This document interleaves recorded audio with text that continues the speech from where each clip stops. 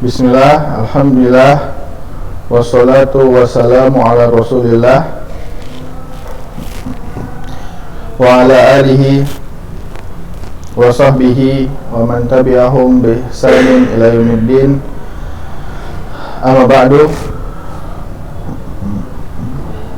Alhamdulillah, pada kesempatan kali ini kita kembali melanjutkan pembahasan kita, yaitu tarikh Tasyri' atau Tarikh al-Fiqh Islami, yang mana ini menjelaskan tentang sejarah perkembangan ilmu fikih di dalam umat Islam atau kejayaan Islam.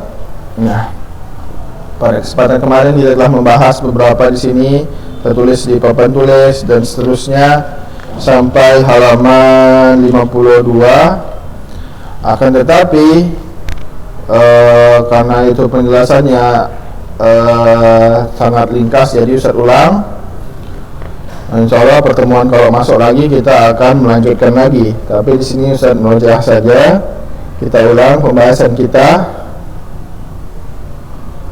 tentang tarikh Tasyri' ini, ya. Tarikh fikih Islami. Nah, lihat di sini kita masuk kepada kita ngulang dari awal, yaitu tentang mabhasul awal makna fikih Islami, arti dari fikih Islam, halaman 23, yaitu pengertiannya dari fikih lugatan al-fahmu atau pemahaman. Yuqal fikhu, dia dari wazan faqiha yafqahu faqaha itu masdarnya, atau fakhan atau fikhan itu masdarnya. Maka al-fiqh itu artinya adalah al-fahmu, sebagaimana Allah sebutkan di dalam Al-Quran ketika mengisahkan Nabi Musa, wahlul uqdatam min lisani yafqahu qawli. Ini doa Nabi Musa, wahlul uqdatam min lisani, dan bukalah ikatan di lisanku, yafqahu qawli, ya, agar mereka bisa memahami perkataanku. Nah, kemudian Allah SWT juga berfirman, walakinnal munafiqina la yafqahun, dan akan tetapi orang-orang munafik la yafqahun, artinya la yafhamun, atau mereka tidak memahami. Kemudian Allah SWT juga berfirman, fama lihaula'il qaumi la yakaduna yafqahuna hadisa,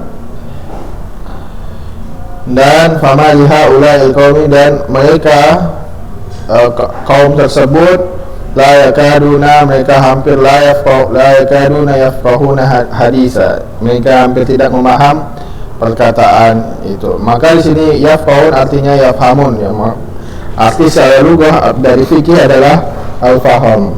Kemudian secara istilah, fikhu huwa at-tawasul ila ilmi ghaib bi ilmi syahid fa huwa akhasu min al-ilmi. Maka fikih ini adalah tawasul atau ikatan atau sambungan dari ilmu ghaib, ya, maksudnya ilmu akidah, ya, bi ilmi syahid, kepada ilmu yang nyata. Fahuwa akhasu minal ilmi, jadi fikih ini lebih khusus daripada ilmu. Kenapa?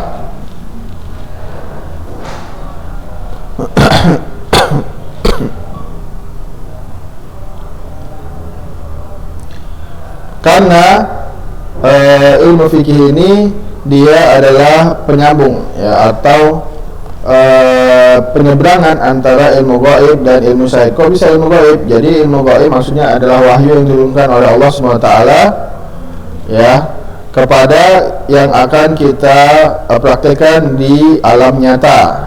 Misalkan sholat yang tadinya wahyu dari Allah, kemudian kita praktekkan, itulah dia ilmu fikih, ya.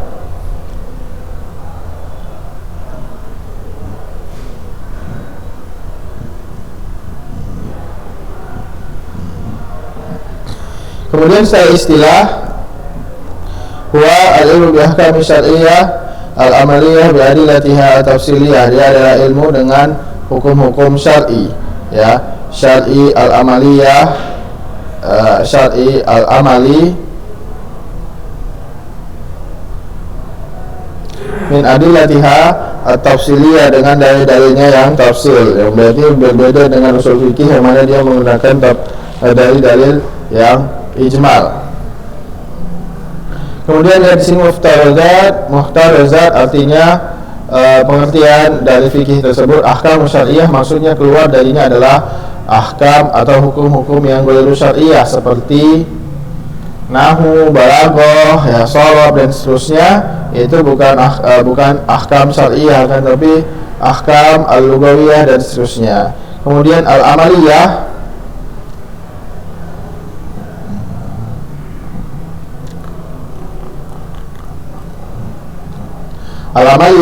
maka ketika dikatakan amaliyah keluar darinya al-i'tiqadiyah, ya, karena pembahasan akidah itu bukan masuk ke ilmu fikih tapi dia masuk ke pembahasan akidah, maka ilmu fikih ini hanya khusus kepada al-amaliyah, ya, al-amaliyah. Kemudian adillatuha at-tafsiliyah, dengan dalil-dalil yang tafsir seperti wujub, kemudian sunnah, haram, makruh, mubah, sahih atau fasad, maka semua masuk ke ahkam atau dalil-dalil yang tafsil. Berbeda dengan usul fikih, maka dia adalah dalil-dalil yang ijmali. Kemudian perbedaan antara fikih dan usul fikih. Perbedaan antara fikih dan usul fikih adalah bahwasanya fikih, ya, hiya adillatul fikhi adalah alaihi min haitsul jumlah wa fikhi min haitsul tafsil, ya.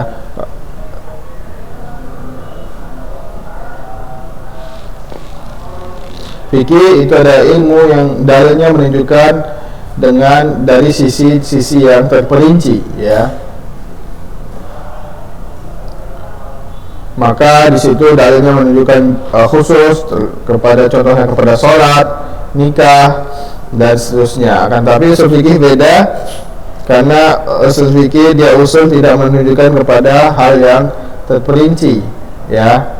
Tetapi dia hanya menunjukkan kepada hal yang umum seperti al-amru al-wujub dan seterusnya.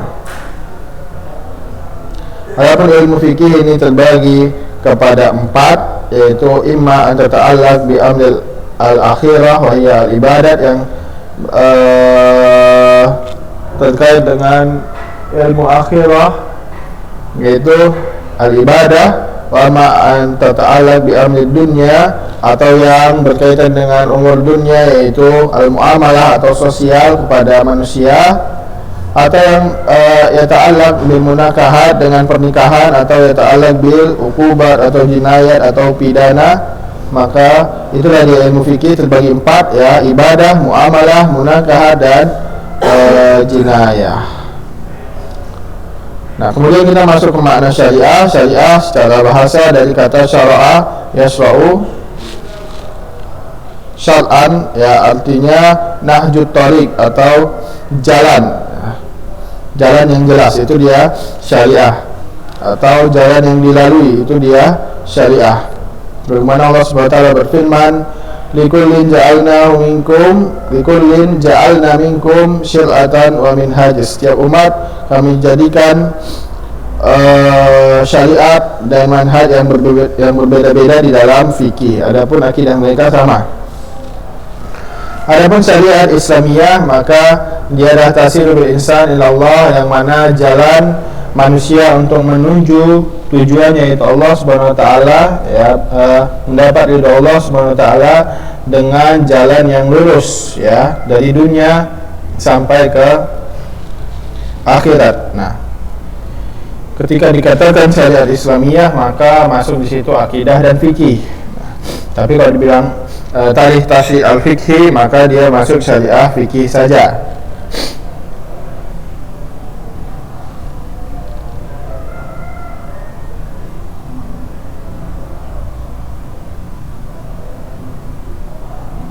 Kemudian di sini sebutkan bahwasanya syariah itu a'ammu, ya, lebih umum daripada fikih, ya. id yuradu biha kullu ma syara'a Allah lil muslimin min ad-din sawan kana aqidah wa tauhidan aw fikhan aw adaban aw akhlaqan islamiyah yaqulu sahibu kitab al-kasyaf al-istilah al-funun. Maka jika dikatakan setiap yang disyariatkan oleh Allah SWT untuk kaum muslimin, ya, baik itu akidah atau fikih atau adab, maka dia masuknya syariah. Maka fikih ini lebih khusus daripada syariah. Syariah ini mencakup banyak, akan tapi kalau syariah yang khusus kepada amal yang nyata, maka dia adalah fikih. Asyariatu ma syara'a Allahu li ibadihi min al-ahkam allati ja'a biha nabiyyun min al-anbiya, ya, min al-anbiya salawatullah wassalamu. Nah, di sini syariah itu yang disyariatkan oleh Allah SWT dari hukum-hukum, ya, yang disampaikan oleh para nabi, yang masuk di sini ilmu fikih. Baik dia terkait dengan kaifiatul amal, cara beramal, itu fikih, far'iyah atau amaliyah, ya, itu fikih, ya. Berbeda dengan kaifiyah al-i'tiqad, itu masuknya ke akidah atau ilmu kalam dan seterusnya. Adapun fikih dia lebih khusus daripada syariat, ya, karena dia tidak menjelaskan kecuali hanya ahkam, hukum-hukum, ya, bukan keyakinan, tapi bukan i'tiqad, tapi dia hanya menjelaskan hukum-hukum syariah, yang syar'i, yang amal, yang dapat diamalkan, maka dia masuknya ke fikih. Tapi kalau diyakinkan atau yakini, maka dia masuknya ke akidah. Nah, kalau ke fikih, maka dia syariah, al-amaliyah, maka dia adalah bagian dari syariat. Walaupun sebagian ulama menyamakan antara syariat dan fikih, Allah Ta'ala yang membela ini bahwasanya syariat ini lebih umum daripada fikih. Nah, kita lihat bab selanjutnya, al-mabhas tsani, ahamiyatul fikih Islam wa mumayyizatuhu, ya, keutamaan fikih Islam, ya, dan apa saja karakteristiknya.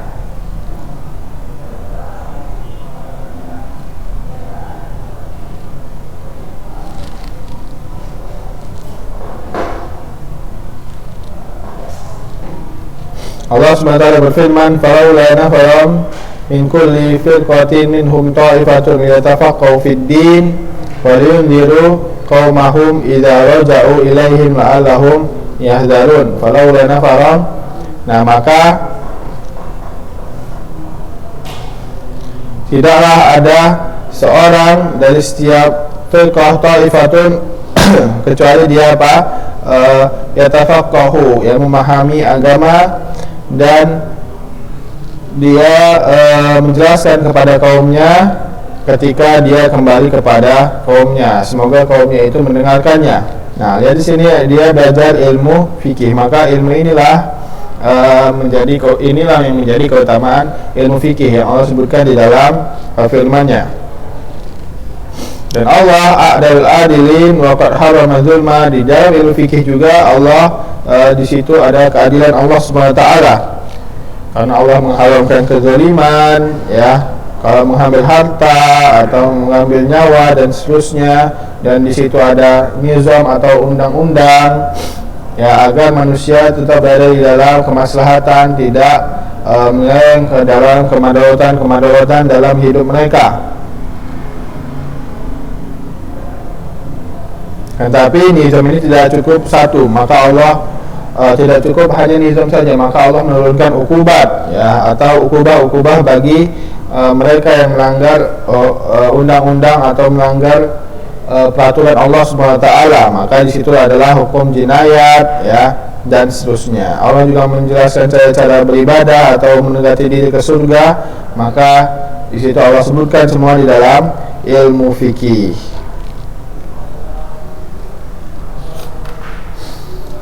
Kemudian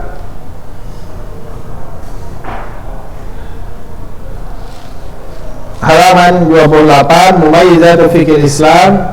Mumayyizat, ya, atau karakteristik ya, atau keutamaan fikih Islam yang pertama, annahu min indillah tabaraka wa ta'ala, bahasanya ilmu fikih ini adalah ilmu dari Allah, berbeda dengan ilmu nahu, sorob, ya itu dari bahasa Arab, bukan dari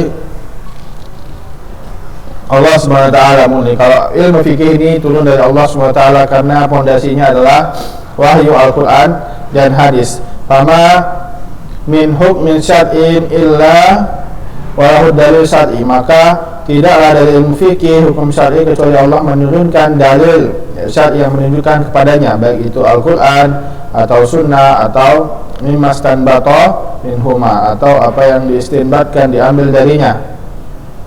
Wa yakan ahkamul fiqhil islami al-muhaiminah al muslimin, maka fikih Islam inilah yang dipegang oleh kaum muslimin. Fa yakhshallahu in khalafa ahkam fa huwa raqib, dan agar mereka takut kepada Allah, ya jika mereka melanggar hukum-hukum Allah, dan Allah Maha tahu. Wa amma nadamul basar, adapun peraturan manusia, maka yang mendirikan peraturannya itu kadang lalai dan seterusnya, berbeda dengan peraturan Allah Subhanahu wa ta'ala. Itulah dia keutamaan ilmu fikhi. Kemudian yang kedua, annahu syamil li jamil jawanibil hayati sulukiyah, maka ilmu fikih ini mencakup semua suluk, ya, atau semua bagian atau jihah kehidupan manusia. Itu dia yang dicakup oleh ilmu fikih, baik dari ibadah, ya, atau dari nawahil istimaiyah, maksudnya muamalah, atau ahkamul maliyah, muamalah, kemudian al-jinaiyah, al-qadaiyah, itu hukum jinayat, begitu juga munakahat. Dan dalam ilmu fikih itu disebutkan peraturan-peraturan semua terhadap kehidupan manusia, yang mana itu terkait dengan penciptanya, atau terkait dengan dirinya sendiri, atau terkait dengan orang lain. Itu dia keutamaan yang kedua dari ilmu fikih. Yang ketiga, muwafaqatul fitratul insan wa ma jabala alaihi, ya, yang mana ini ilmu fikih adalah sesuai dengan fitrah manusia yang ingin kebaikan, bukan ingin kemedaratan. Nah, itu dia fitrah manusia. Maka ilmu fikih ini sesuai dengan fitrah manusia. Wa sadaqallahul azim idz yaqul, ya, maka benarlah perkataan Allah ketika mengatakan fa'akim wajhaka lid-din hanifa fitratallahi allati fatara an-nasi 'alaiha la tabdila li khalqillah dzalika ad-dinul qayyim walakinna aktsaran nasi la ya'lamun. Maka fa'akim wajhaka lid-din hanifa,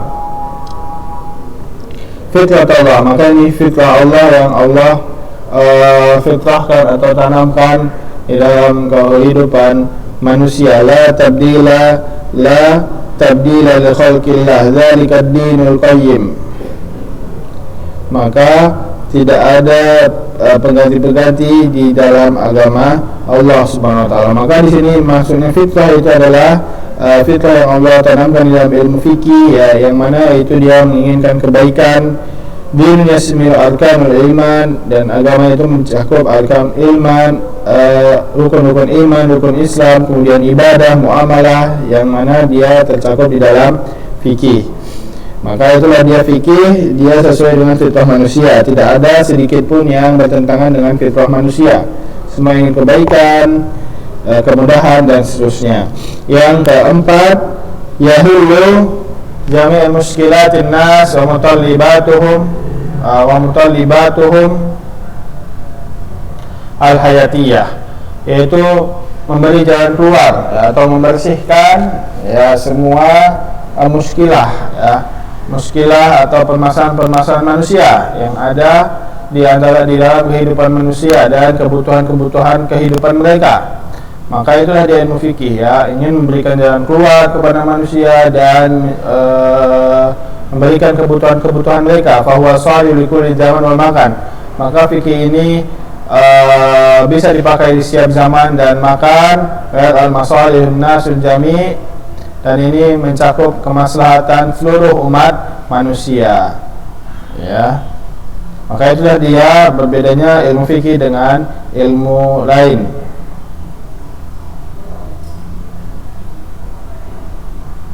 Dan yang terakhir ada at-taysir wa raf'ul haraj wa masyaqqah, ya, atau memudahkan manusia dan raf'ul haraj, mengangkat kesusahan dan kesulitan dari diri manusia, yaitu dengan ilmu fikih. Karena kita dapat di dalam ilmu fikih ini banyak kemudahan, jika diketahui maka itu memudahkan manusia. Sebagaimana Allah SWT berfirman, yuridullahu bikumul yusra wa la yuridu bikumul usra. Ya, Allah menginginkan mudah, bukan menginginkan susah. Yuridullahu ayyukhaffifa ankum. Ma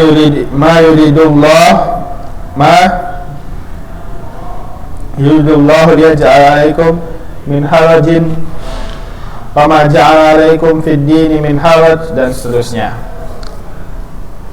Itu dia untuk dua bab sebelumnya yang awal. Kemudian kita masuk bab ketiga, al-fiqhu indal Arab qabla Islam. Fikih di Arab qabla Islam ini sudah kita ketahui, kemarin sudah kita jelasin juga. Ya, kalau misalnya dia ada perbedaan-perbedaan atau banyak penyelewengan sebelum datangnya Nabi Muhammad SAW. Ya, misalkan di dalam pernikahan, kalau kita sebutkan ada beberapa macam pernikahan, ada yang laki-lakinya 10 dan seterusnya, maka semua itu dihapus oleh Allah SWT, ya, dihapus oleh Nabi Muhammad SAW, kecuali cuman seperti nikah kita pada zaman ini, yaitu akad dulu baru hanya satu laki-laki dan seterusnya.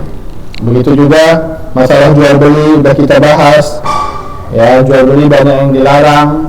Kemudian masalah kisos, ya, kisos banyak juga, ya. Kalau dulu ini masalah kisosnya membunuh keluarga, kemudian qada wal bayyinat, yang mereka milih hakim suka hati mereka, kemudian dihapus dalam Islam. Kemudian, ya, hampir semua adat-adat di dalam bangsa Arab ini yang dihapuskan oleh Rasulullah, ya, kecuali mereka yang sesuai dengan fitrah atau peraturan yang sesuai dengan fitrah dan kebaikan, maka itu ditetapkan oleh Rasulullah. Kan, tapi yang bertentangan dihapuskan, dan Rasulullah mendatang dengan syariat yang lebih bagus, yaitu syariat Islam. Kemudian di sini ada pembahasan halful fudul. Halful fudul inilah salah satu syariat yang sesuai dengan salah satu hukum atau nizam, peraturan yang sesuai dengan yang sesuai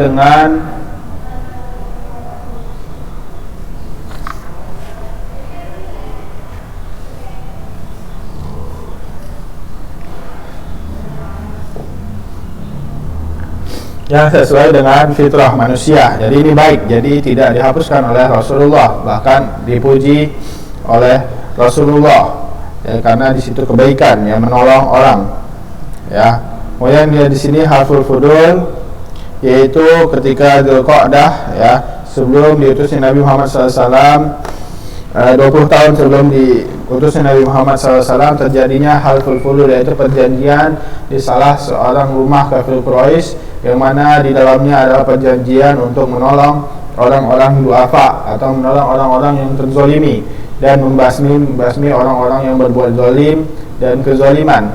Nah, maka ini sangat sesuai dengan fitrah manusia, yaitu memberantas kezaliman dan menolong orang-orang yang terzalimi. Itulah dia isi dari halful fudul, ya.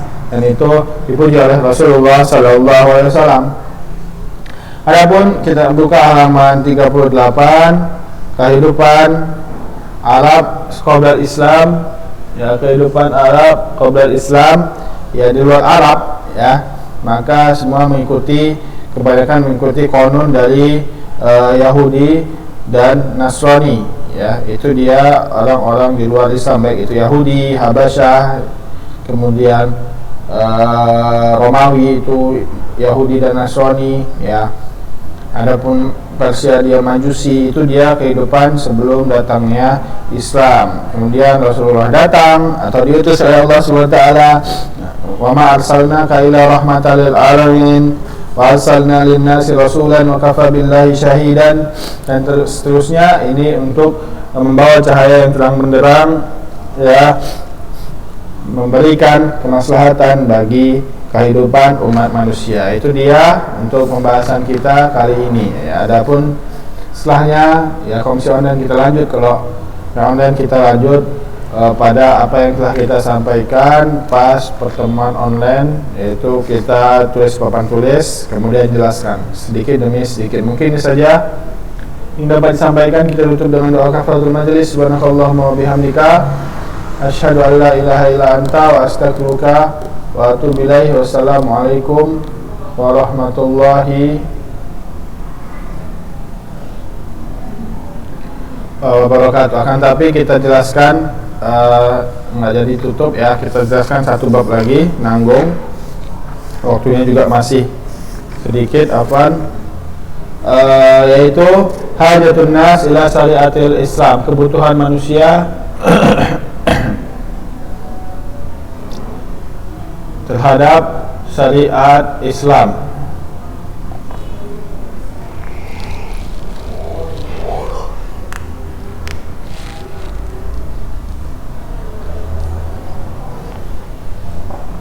Kebutuhan manusia terhadap syariat Islam itu, manusia sangat membutuhkan syariat Islamiyah.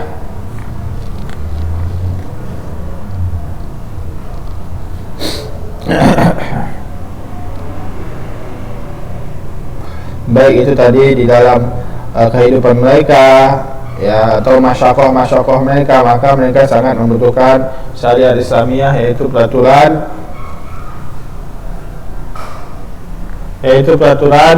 yang Allah SWT turunkan dari wahyu, yang mana itu sesuai dengan maslahat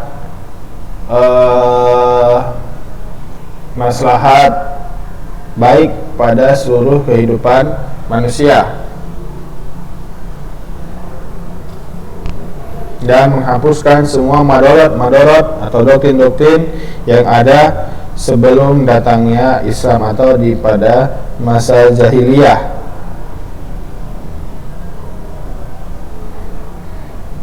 Kemudian buka halaman 45, tafsir mu'adwal fikih, pembagian periode fikih, yang mana ini sudah kita jelaskan pada pertemuan kemarin, tapi kita jelaskan ulang ya, tentang periode pembagian periode fikih. Pembagian periode fikih, periode fikih ini terbagi-bagi mulai dari diutusnya Nabi Muhammad SAW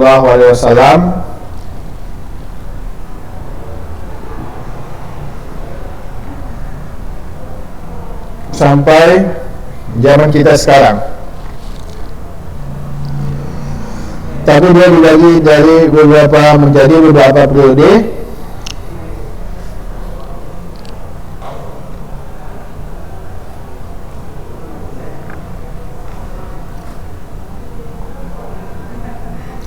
Yaitu di sini pembagiannya setelah kita jelaskan kepada pembahasan kemarin, bahwasanya ada yang dibagi menjadi 3 periode, yaitu Asr Rasulullah atau Asr Sahabat, yang mana di sini disebutkan periode berkembang ya dan menyatu. Kemudian Asr Takwin, Mazahib dan Tab'in, itu adalah dahulu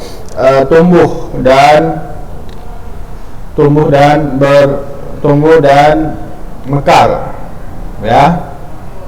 Ada Asr Taklid ya, ketika seorang taklid kepada sebagian mazhab saja ya, maka dia adalah dahulu periode jumud atau tetap dan tidak berkembang, berhenti. Nah, itu kalau dibagi menjadi 3. Adapun yang dibagi menjadi 4,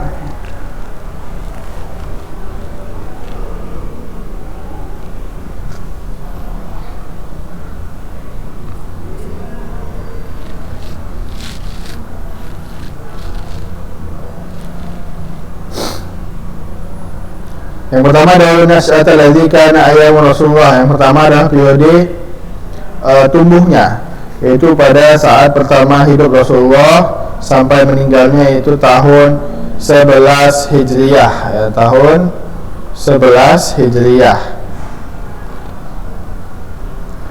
Kemudian Daurus Syibab Asy-Syabab An-Namwi Ayyamus Sahabah wal Kibar Tabi'in, ya, yaitu periode tumbuh atau berkembang pada zaman sahabat dan kibar tabi'in. Kemudian yang ketiga Daurul Kuhulah wan Nahdah wal Kamal, ya, kesempurnaan fikih, yaitu ya itu dari mulai zaman tabi'in sampai kurun atau abad ke-4 Hijriah, jadi 300-an. Kemudian yang keempat adalah daur tua dan berhenti, itu di situ ada taklid dan tutupnya pintu ijtihad, ya. Itu adalah zaman kita sekarang. Itu jika dibagikan menjadi 4, dan sekarang ada yang dibagikan menjadi 6.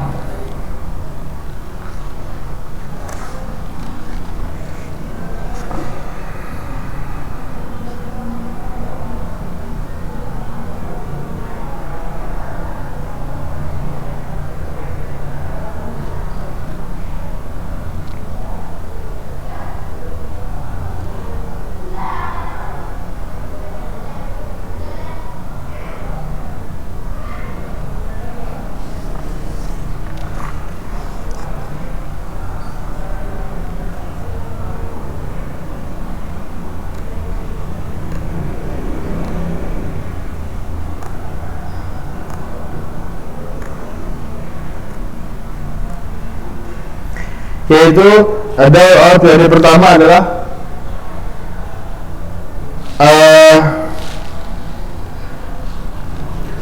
ahlu tasri' atau zaman pensyariatan, yaitu pada saat diutusnya Nabi Muhammad SAW sampai meninggalnya pada tahun 11 Hijriah. Kemudian periode yang kedua yaitu pada zaman Khulafaur Rasyidin sampai 40 Hijriah. Kemudian yang ketiga yaitu pada zaman setelah Khulafaur Rasyidin sampai abad kedua Hijriah, masa sahabat dan kibar tabi'in, ya, atau pembesar tabi'in. Kemudian yang keempat adalah masa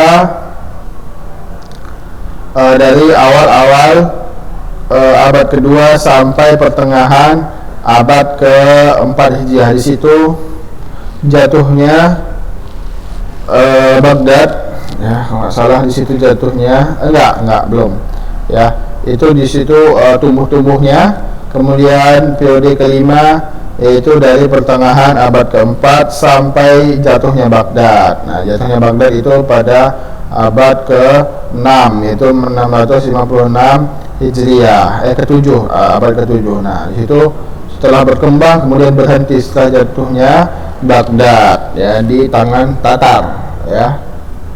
Baru situ adalah taklid. Nah, setelah itu dari jatuhnya Baghdad sampai waktu Nahadir sampai zaman sekarang itu adalah periode ke-6. Itu dia periode-periode pensyariatan fikih, ya. Kemudian kita masuk sedikit lagi ke mabhasani, pembahasan selanjutnya yaitu at-tasawwur wal fikih fi ahdi Rasulullah, tasri' dan fikih di zaman Rasulullah. Jadi dimulai dari awal hijrah Rasulullah SAW, karena pada saat di Mekah itu tidak fikih, tidak ada, ya, hanya menjelaskan kepada akidah yaitu tauhid kepada Allah Subhanahu wa taala. Akan tapi kalau fikih itu adanya pada saat hijrah setelah ke Madinah.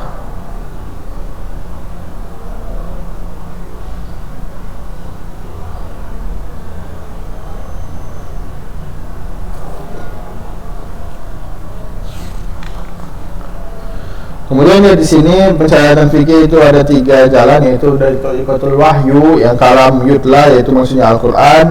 Yang kedua thariqatul wahyu bilisan Rasul, maksudnya sunnah. Yang ketiga ijtihad Rasul, dan itu nanti diikrarkan oleh wahyu. Nah, itu dia 3, ya. 3 inilah itu dia jalan thariqatul wahyu. Ya, fikih itu hanya bersumber dari 3 ini, tidak ada yang lain, ya. Kemudian kedudukan sunnah Al-Quran, yaitu yang pertama bahwasanya sunnah itu sebagai penjelas, sebagai muafik, ya pendukung, yang kedua sebagai penjelas, yang ketiga sebagai pencetus yang tidak ada dalam Al-Quran. Itu dia dari sisi hujah semua rata ya Al-Quran dan sunnah, tapi dari sisi sanad Al-Quran lebih tinggi. Kenapa? Karena semuanya mutawatir dulu dengan sunnah dan seterusnya. Paham ya? Mungkin ini saja yang dapat kita sampaikan. Selanjutnya kita lanjutkan pada pertemuan minggu depan. Kita tutup dengan doa kafaratul majelis. Subhanakallahumma wa bihamdika asyhadu an la ilaha illa anta wa astaghfiruka wa atubu ilaik. Wassalamualaikum warahmatullahi wabarakatuh.